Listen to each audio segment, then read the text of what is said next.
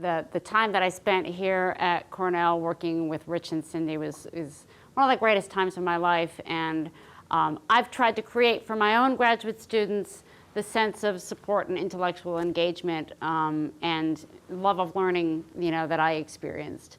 The times I spent sort of talking over ideas, in Rich's office, and he still has one of the wall hangings, and I'm like, I remember that. I used to look at that all the time. And sitting with Cindy, I remember on Friday mornings, she would get all these pastries from the Ithaca Bakery, and we would just sit and talk about so many ideas, and it was just an incredibly formative and wonderful period of time for me, and so I appreciate that. So if there's one kind of phrase that probably describes like what I've been studying for my whole career, it's those pesky women. When I first came to start working with Rich, it was the mid-90s, and if you were studying anything related to sexual orientation at all, the big rage was coming out models and looking at developmental trajectories and what was it that influenced the processes by which individuals came to question their sexuality. And one of the things that I was troubled by in my search for an untapped area was the fact that most of the studies were based on samples of young men, and there weren't that many studies of women. There also was kind of floating around in the literature a lot of evidence that women's trajectories were somewhat different. A lot of that work was done by our colleague up at Ithaca College, Carla Golden. And Rich was like, I think you need to talk to Carla Golden. And I had lunch with Carla, and I read all of Carla's work, and it was really about variability in women's developmental trajectories, and variability in a number of ways. Variability in the timing of awareness, with a lot of young women first becoming aware of their same-sex attractions at later ages than a lot of the men had become aware of their attractions. And variability also in the context of the first awareness, so that although the sort of classic trajectory that you would hear about for men was one in which men would recall having become aware of being attracted to boys maybe at around like 9 or 10, and then gradually kind of seeking out contact with men. Women's narratives often revolved around relationships, about like, well, I had no idea at all, and then I became really good friends with one particular woman, and something that was more interpersonal. There was also sort of smattering of evidence of greater rates of bisexuality among women than among men. Women sort of switching between male and female partners. And at the time, there was still a lot of, dissensus in the field over whether bisexuality was simply evidence of repression or some lengthened developmental stage or what. So it was hard to know kind of what to make out of that. In recent years, the same sort of topic of whether women are more likely to be bisexual has been investigated in terms of genital measures. There's a lot of evidence from Meredith Chiver's work that women actually respond genitally to a wider range, to both male and female partners, regardless of their self-professed sexual identity. There's also been more evidence for longitudinal change in women than men with regard to both self-reported attractions, self-reported identities. My own study is a part of this literature. And discrepancies among domains. In other words, people self-identifying as one thing, but reporting a pattern of attractions that doesn't seem to fit that. Sort of identifying as lesbian, but reporting a bisexual pattern of attractions or a bisexual pattern of behavior. Reporting a heterosexual identity, but periodically fantasizing about women. So to the degree that identity and behavior and attractions from the sort of triumvirate of sexuality, women were more likely than men to report differences between those three domains. So, in my own work, the explanation that I offered to explain this was that, women were different, that women's sexuality was more fluid than men's sexuality. And by that, I simply mean, and I've argued, that fluidity is simply this kind of capacity for a more flexible erotic response. And that is sort of context specific, that women are able to respond to specific contexts and especially specific relationships in a way that might run counter to their overall pattern. So in other words, I'm not arguing that women don't have a sexual orientation, as some have argued, but that fluidity is sort of like a capacity that coexists with their sexual orientation, so that your sexual orientation doesn't necessarily circumscribe the pattern of attractions you might experience. And the result being that if you've got your general orientation, but you also have this capacity for fluidity, that you'll have greater opportunities for non-exclusive patterns of attraction over your life course. You'll show greater variability over time as you encounter different contexts and experience different triggers for attractions. And you'll have many more opportunities to have discrepancies between your identity and your behavior and your attractions. I did find in my own work that it wasn't that all women seemed equally fluid. There were some women in my longitudinal study who changed a lot over time, and some women that didn't change that much at all. So I started to view it as sort of an individual difference dimension, that almost like a personality trait. Some women were fluid, some women were not that fluid, but I was pretty convinced that women were more fluid than men. There certainly seemed to be more evidence of that. And over the years, as I would present my findings, people would always ask me, well, what about men? How fluid are men? And I was like, well, they're probably somewhat fluid, but I don't know, and I think women are still more. However, over the years, I've come to sort of think about this more deeply, and part of the problem, and what I would always tell people when they would ask me this, is that we simply haven't had the kinds of samples and the kinds of studies that would actually allow us to rigorously answer the question of whether women and men are equally fluid. The sampling problems are huge. Typically in this field, we have relied on relatively small, non-random samples of individuals who were sort of self-selected, right? When I started my research, I did the same thing everybody else did. I was like, I'm looking for individuals who are lesbian or gay or otherwise. And the truth is that if you go around recruiting for people, who identify, you find relatively categorical people, right? It's hard to find folks who fall between the categories if you identify if you recruit on the basis of the categories, and then combine the fact that the samples are relatively small and they're not random. You can't really make any population statements about something like fluidity. The other problem is a measurement problem, that historically, if you go into this research assuming that fluidity doesn't exist or that people's identities are relatively stable, you don't tend to ask the kinds of questions that would allow it to sort of creep out.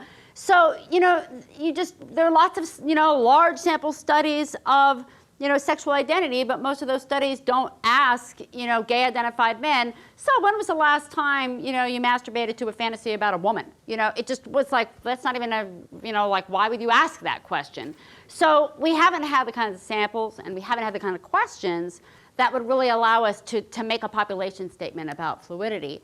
However, the good news is that since I, left this program, and over the years, a lot of things have changed, and a lot of the studies that are being done now do permit us to, maybe not make definitive statements, to make much more evidence-based judgments about the degree to which the gender difference in female and male sexuality, how big it actually is. So my goal is to sort of tackle the three pillars of sexual fluidity in my own mind. Bisexuality, the degree of non-exclusivity, right? Some would say that male bisexuals don't even exist, or that they're far smaller than the population of female bisexuals. The second pillar, inconsistency across the domains of identity and attraction behavior. In other words, how much slippage do you find in the attractions and behavior of gay and heterosexual men relative to women? And variability over time. Do you find as much variability over time in men as you find in women? So I'm going to start with the non-exclusivity question. So these are some of the large sample population-based studies that have been conducted since 1992 that have included questions about same-sex sexuality. And I think that the sample sizes alone are rather impressive. It used to be that, we just have studies like mine of 90 women. Well, no longer, right? The National Health and Social Life Survey was one of the first in 1992 that had around 3,200 individuals. Things like the Australian Twin Registry, which aren't random or representative, but are still, as kind of a good approximation since they're registry studies of twins. The New Zealand birth cohort, again, it's not representative, but it's an entire birth cohort.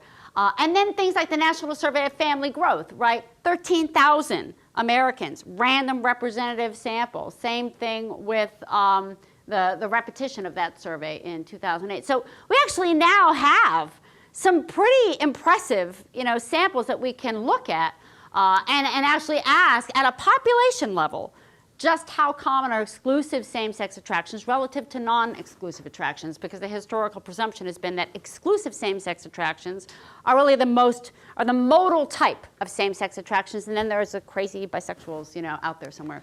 So I'm gonna show you just a couple of the data sets, because they all are going to be remarkably similar, as you're going to find. But what I want to put in your brain and in your eyes is what we would expect to see if certain models held true. So I'm going to put up, hypothetical model number one. And for all of these, for all the data that I'm going to show you, the categories that are going to be shown are the mostly other sex category. In other words, I'm mostly heterosexual, but not completely. Equally attracted to both sexes, mostly, but not completely, attracted to the same sex, or only same sex, exclusively gay, exclusively same sex attracted. I'm always taking the exclusive heterosexuals off the graph because they're so boring and I have no interest in them. So as a result, we're only, it's always going to be, ranging up to sort of 10% of the population, because in every study that's been done, around 90% of the population ends up being heterosexual.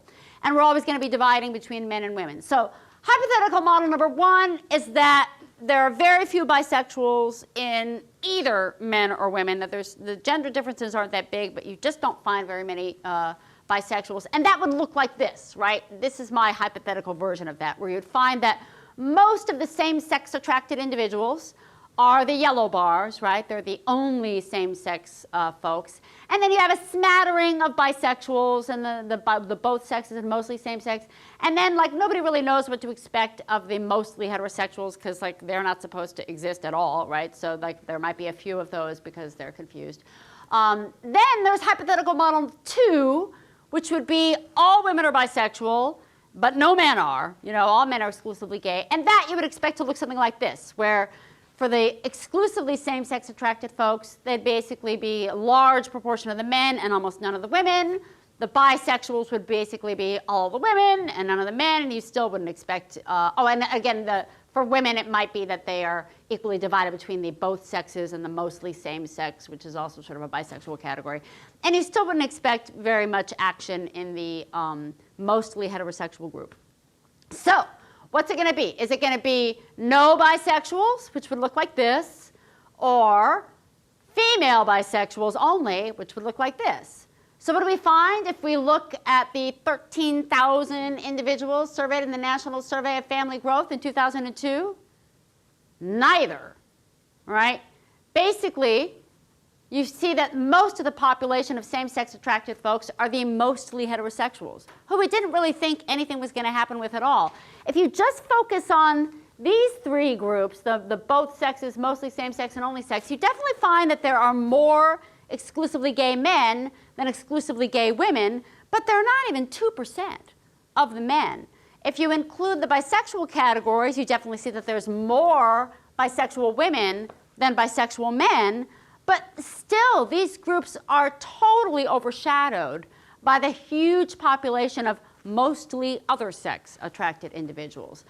If you add up all of the same-sex attracted individuals, you find that 14% of the women fall into in these four categories. 7% of men, so 93% of men are exclusively heterosexual, and 86% of women are exclusively heterosexual. But among the same-sex attracted group, among this 14% and the 7% of the population that claims any same-sex attractions, 75% of those women are in the mostly heterosexual group, and 55% of the men. They're the majority. The majority.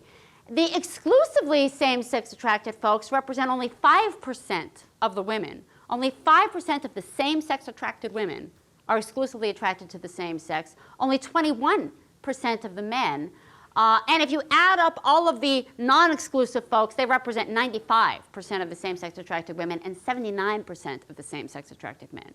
And I'd be like, wow, that's so crazy. That must be some wacky sample. What happened to the National Survey of Family Growth? It must be something wrong with it. Well, they did the same survey in 2008, totally new sample, different sample, same methodology. And what do they find? Pretty much exactly the same thing in almost exactly the same proportions.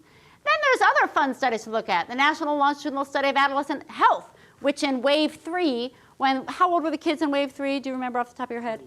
28. What do you find? 26. Pretty much the same thing. What about wave 4? You find a lot more women in the mostly other sex category. Instead of changing the scale of the graph, I just let the women soar up through the heavens of their mostly heterosexuality. What about the New Zealand cohort? Here's age 21, same basic picture. Here's age 26, same basic picture.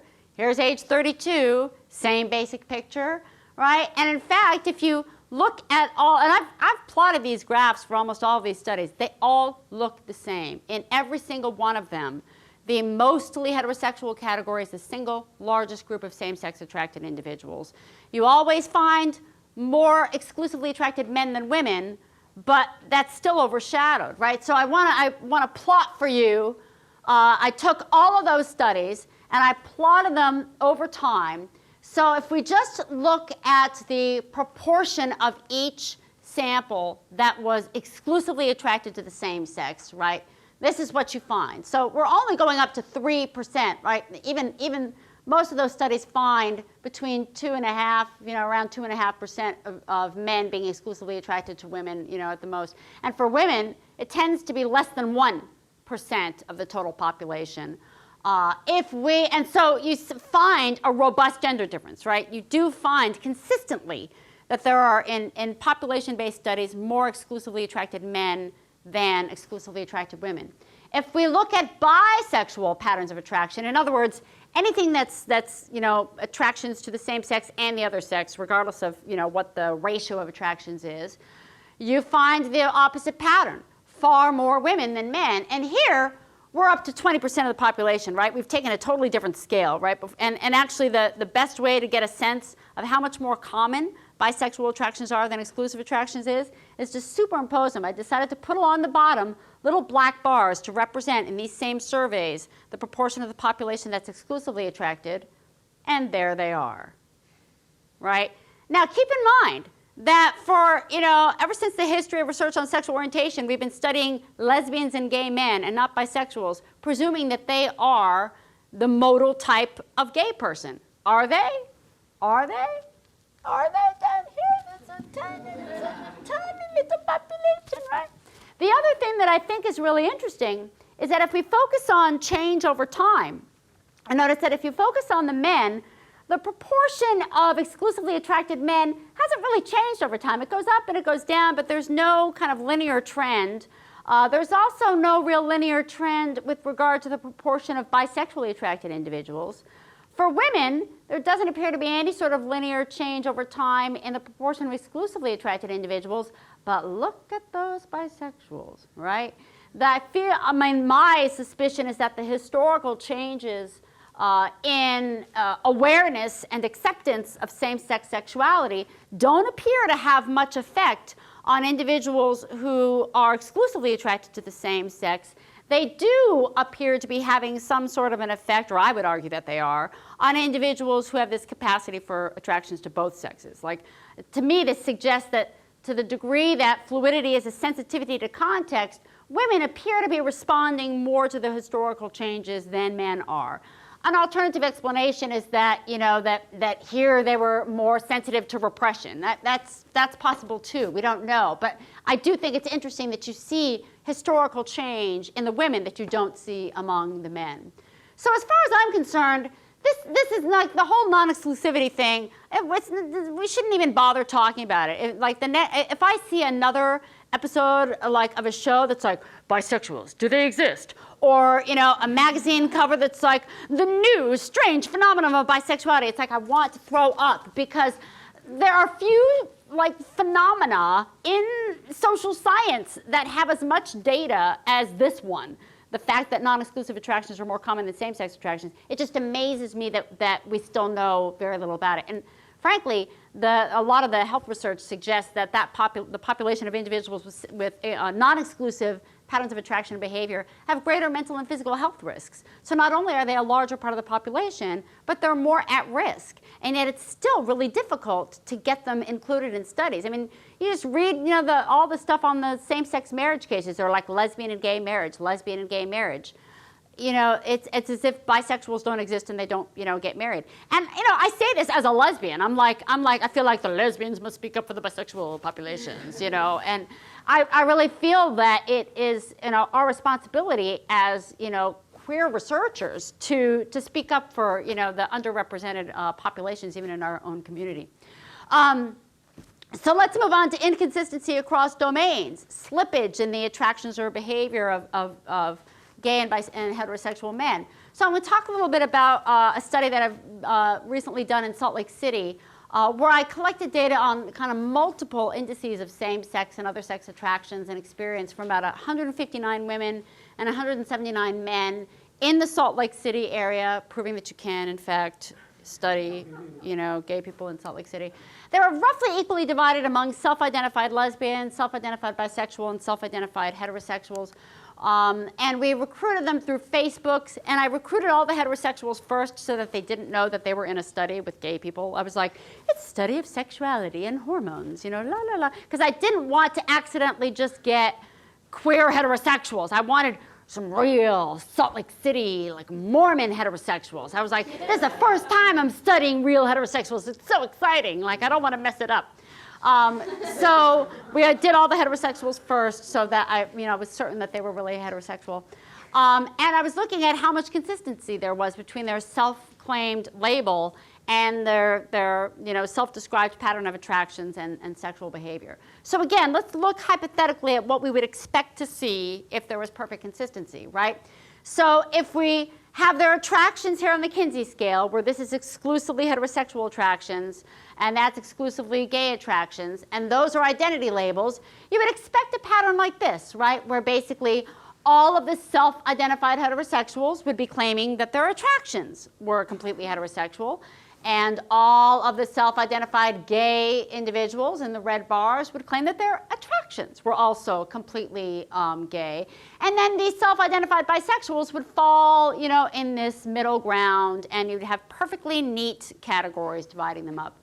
Now, if that is not true, you might find something like this, right? These are stacked histograms. So this would mean that among the individuals with exclusively heterosexual attractions, some of them are heterosexual, but some of them are bisexual. Among individuals with, bisexual patterns of attraction, some of them are self-identified heterosexuals, some of them are bisexuals, some of them are gay. Same thing over here. Some of the individuals with exclusive attractions are gay, some of them are bisexual, right? So if there's inconsistency, you would expect bars with multiple colors. If there isn't any inconsistency, you would expect bars that are pure, and that are nicely, neatly aligned. So what do we find if we look at women? And here, instead of the Kinsey scale, we sort of have a proxy. I asked them about their degree of attraction to the same sex and the degree of attraction to the other sex, and I took a different score. So, being on this side of the scale means that you are far more attracted to, actually a perfect score of -4 means that you're only attracted to the opposite sex and not attracted to the same sex. 0 means equal attractions to both sexes. And on the right side, a perfect score of 4 means you're only attracted to the same sex and not attracted to the other sex. So it's kind of like the Kinsey score. What you find for women is something like this, right? So you find that there's an awful lot of heterosexually identified women reporting some degree of attraction to women. You find that there's a nice mixed pattern among the bisexual and lesbian identified women. So you find only lesbian identified women reporting exclusive same-sex attractions, but you find some lesbians reporting non-exclusive patterns of attraction. Now, what do you find among the men? Something a little bit different, but also a little bit similar. You definitely see more cut points for the men than you do for the women, right? So the exclusively heterosexual attractions for men are in the heterosexually identified men. But there's plenty of mixed bar here. You've got some heterosexual men reporting some attraction to men. You've got some gay-identified men reporting some degree of attractions to women, right? Then it gets interesting if you look in the past. I also asked them to estimate their pattern of attractions in adolescence. This is what you find for the men, and it's even more mishmashy, and in fact doesn't look that different from the women at all, right? So again, here's the men between ages of 12 and 17. Here's the women. Then I asked them about their propensity to fall in love with same-sex versus other-sex partners. Here are the women. Again, you see some mixed bars over here. Here are the men. Also a mixed pattern, in the center. You've got some gay men falling in love with women, some heterosexual men falling in love with men. What about percentage of sexual partners that are same-sex? And this is, I asked, since the age of 18, percentage of sexual partners. How many men, how many women? What you find for the women is that some of the heterosexual women are having sex with women, and a whole lot of the lesbians are having sex with men, right? You see little red things all over the place. What about the men? Not much better, right? You definitely find, again, some heterosexual men having sex with men, and some gay men having sex with women, right? And I also found this, and I just, asked them specifically about their history. 48% of the lesbian-identified women reported some degree of attraction to men in the previous 12 months. And when I asked gay men about their attractions to women, 40% of the gay-identified men reported that they had had some attraction to a woman in the past 12 months. 42% of the lesbians reported having masturbated to fantasies about men in the previous year, and 31% of the gay men reported having masturbated to a fantasy about a woman. 26% of lesbians reported actually wanting to have sex with a man in the previous year, and 20% of gay men wanted to have sex with a woman. 9% of the lesbians did have sex with a man in the previous year, and 12% of the gay men had sex with a woman. 15% of lesbians reported having developed romantic feelings or a crush on a man in the previous year, and 31% of the gay men reported romantic feelings or a crush on a woman. The same thing was sort of found with identity. 11% of lesbians said that they also currently thought of themselves as bisexual, and 18% of the gay men said they also currently thought of themselves as bisexual. 71% of the lesbians had previously identified as bisexual. 62% of the gay men had previously identified as bisexual. 82% of the bisexual women had previously identified as lesbian, and 56% of the bisexual men had previously identified as gay. Now, it might be like, oh my God, there's crazy queer people in Salt Lake City. Maybe it's just like a factor of being gay. What about my beautiful Mormon heterosexuals? Well, not much better. 50% of heterosexual women and 25% of heterosexual men reported having a same-sex attraction in the previous 12 months. Masturbating to a same-sex fantasy, you know that is not approved in the LDS Church. 35% of women, 24% of heterosexual men.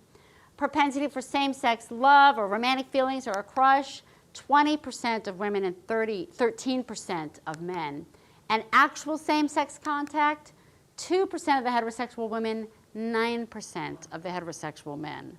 Ooh, the bishop would not approve. So generally, as far as I'm not only we knocked out the non-exclusivity thing, this is no longer an issue. Gay men are not nearly as pure as I used to think they were. I was shocked by these findings. I did not expect to find that there was so much similarity between women and men, especially in Salt Lake. I mean, this isn't Berkeley, for God's sake. Crazy, right? So, variability over time. To take a look at that, the only real good data that we have to look at for that question at the current time is the National Longitudinal Study of Adolescent Health. And so here are the 4 waves of data that have included questions about romantic attractions, right? Now, that's a problematic measure, and Rich has actually done a good deal of really elegant writing about the problems with the early waves of data and the degree to which we want to count the kids reporting same-sex romantic attractions as sexual minorities. Romantic attractions are a crazy kind of measure. The only reason that the words romantic were used instead of sexual was because they couldn't actually get approval to include the word sexual in the study. The kind of sex phobia of the government, really played a role in changing the types of questions that could be asked. Now that changed over time, and we got questions about, more accurate questions about identity in waves 3 and 4, but we're stuck with what we have. The one benefit is that the same questions were asked over the 4 waves of data. So regardless of what we want to make of how they interpreted the question, at least we know that the question about romantic attractions was asked at each of these waves. So what I focused on with a colleague of mine, a student at Utah, Brian Toma, we've been looking at transitions in endorsing attractions, because some folks didn't even answer the question, right? And so because the questions on the survey was basically, are you romantically attracted to women? Are you romantically attracted to men? So they asked the questions separately. They didn't say, like, are you a Kinsey this or are you Kinsey? They said, are you romantically attracted to women? Are you romantically attracted to men? So you could say yes or no, right? And you could not answer a question about the opposite sex, and you could answer a question about the same. There's a whole bunch of crazy patterns that kids could endorse. So we were looking at were transitions between saying yes and then switching to no. Like, regardless of what else was going on with your opposite sex attractions, folks who were switching to going from a state of saying, no, I'm not attracted to the same sex, to the next wave saying, yes, I am, and then possibly, no again. So we looked at changes in same-sex attraction between wave 1 and wave 2. Well, we found, so you can either be gaining or losing same-sex attractions. We found that a relatively small proportion of kids were suddenly gaining same-sex attractions between wave 1 and wave 2, around 2%. And it was more common to actually go from endorsing them at wave 1 to not endorsing them at the next wave, which is part of the difficulty in knowing whether we want to count these kids as sexual minority. So you see a fair amount of change, up to 8% of the boys, and around 6% of the girls are reporting some sort of change in same-sex attractions, and more the boys than the girls. So girls don't appear to be disproportionately likely to change. Between time 2 and time 3, you do see more of a gender difference, with girls more likely to endorse attractions for the first time between wave 1 and wave 2, and less common for boys. And you find that a small amount of girls are losing their same-sex attractions, and a small amount of boys are losing their attractions. Between time 3 and time 4, girls are more likely to lose same-sex attractions than gain them. So are boys, right? So you see a gender difference in the total number of changers, but the overall pattern across girls and boys is not that different. If you look at other sex attractions or opposite sex attractions, you find a very different picture. And right now we got many more kids reporting changes in their opposite sex attractions than their same sex attractions, right? The bar now is up to 40%. Far more kids are losing their opposite sex attractions between time 1 and time 2 than gaining them, but you don't see much gender difference at all in the pattern. Right, again, this is just how many there are. Between time 2 and time 3, far more kids are gaining opposite sex attractions than losing them.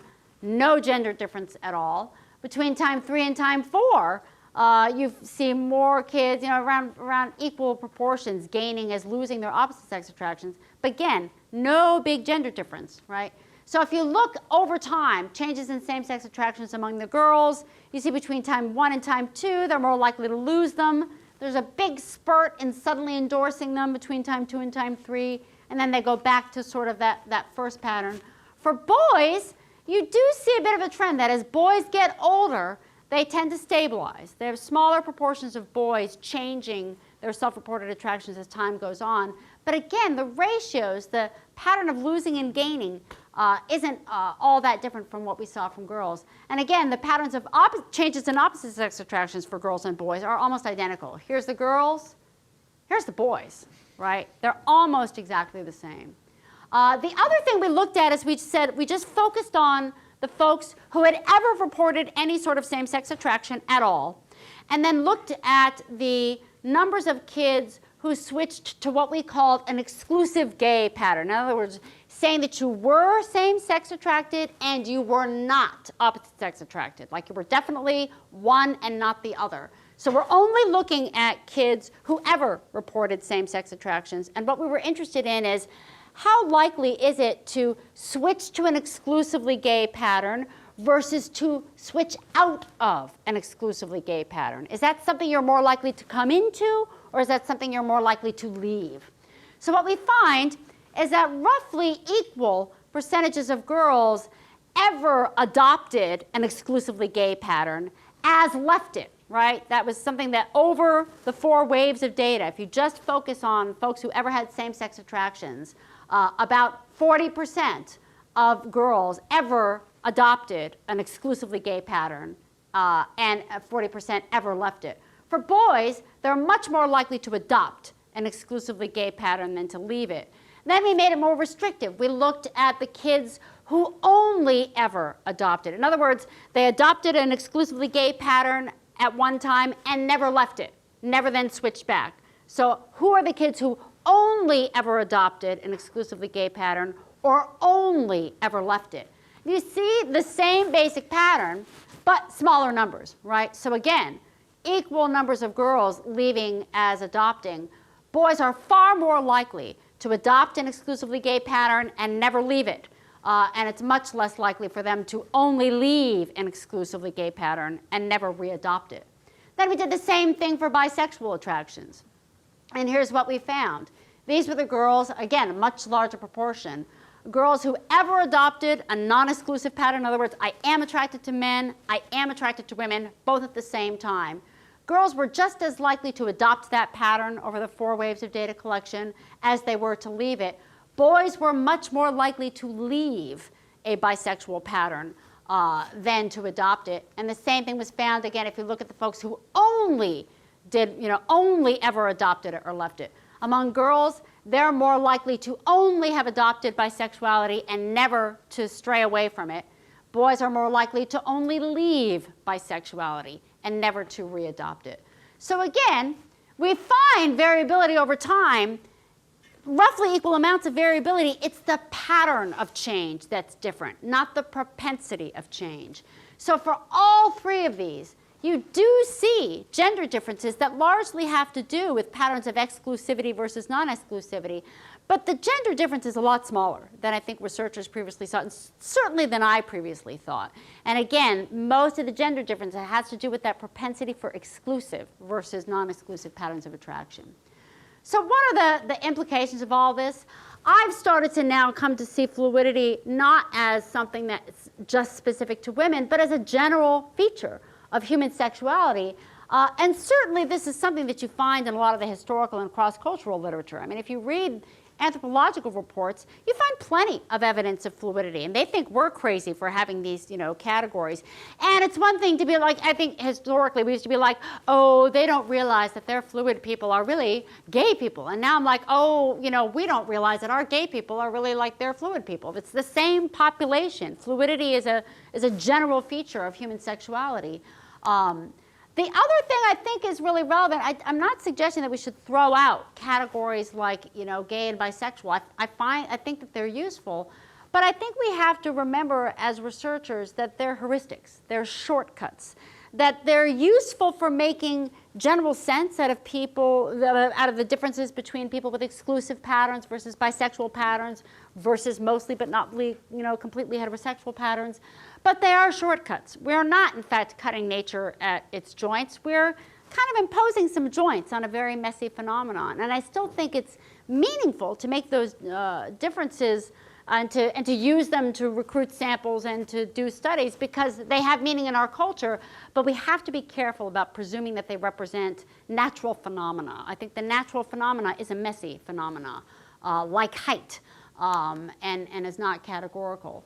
Now, one of the things that I think is relevant and tricky is that although it's perfectly fine for researchers to be like, wow, sexuality is fluid and those categories don't have any meaning, the truth is that at a political level, we have advocated for the civil rights of LGBT people on the basis of them being LGBT, right? We've used categories as a part of our strategy for social policy and for acceptance.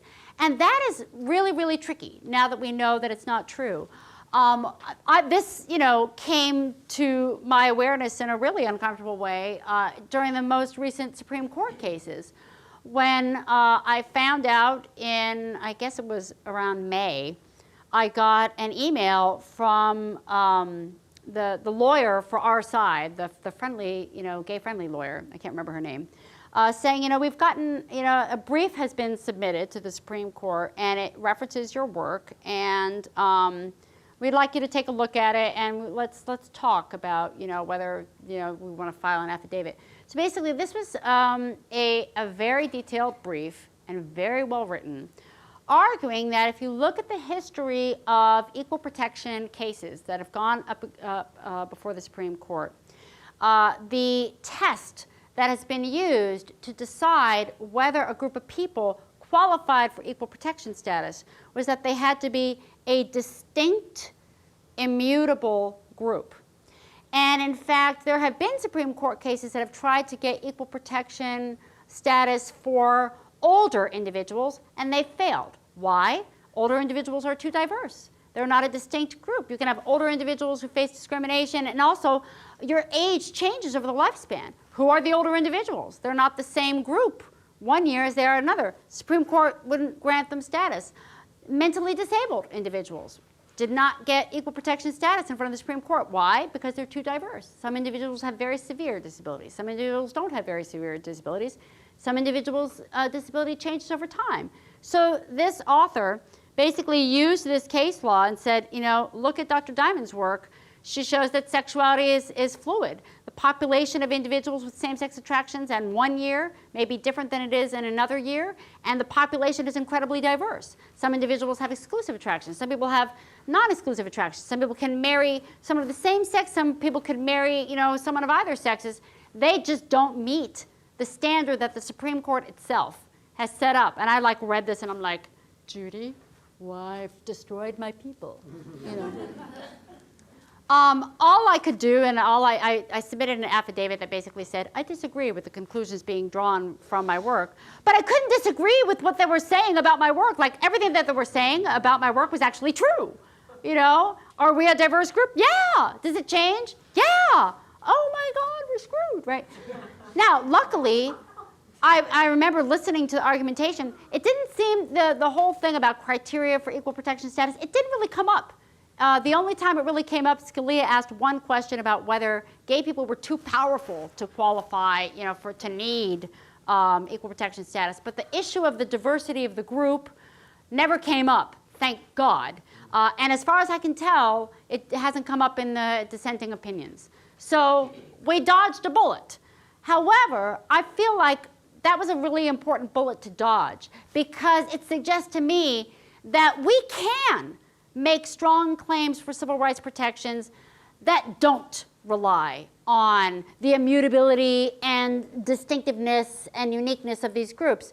We can make claims for civil rights protections based on the fact that of just, we are equal people and people's, rights deserve protection.